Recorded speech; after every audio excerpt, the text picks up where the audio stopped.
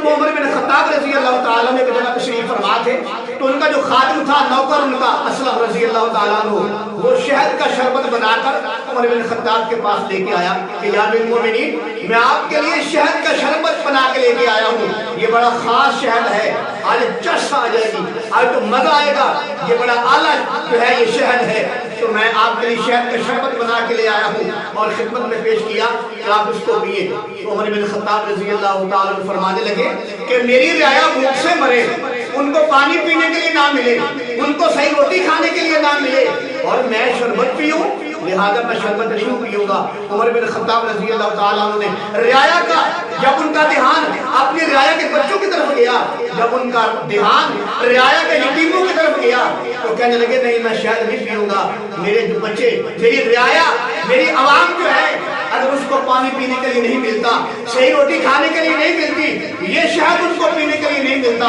تو میں عمر بھی یہ شہد نہیں پیوں گا۔ لہذا عمر رضی اللہ تعالیٰ عنہ نے اپنی رعایا کا احساس کرتے ہوئے، ان کی فکر کرتے ہوئے اور دل میں درد رکھتے ہوئے کہا کہ میں بھی شہد نہیں پیوں گا، شہد پینے سے انکار کر دیا۔ یہاں تو پہلے کہتے تھے جب ہم آئیں گے تو جناب اسمبلی ہال کو گرا دیا جائے گا، جب اسمبلی ہال مل گئی تو کہنے لگے سب سے اچھی جگہ یہی ہے بیٹھنے کے لیے،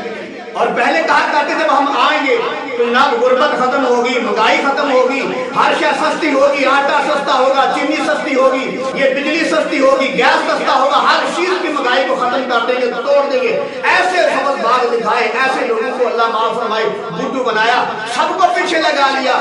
میرے عزیز بھائی، عمر بن خطاب جن کی مثالیں دے دے کر لوگوں کو پھنسایا کرتے تھے، وہ عمر بن خطاب ایسے نہیں تھے۔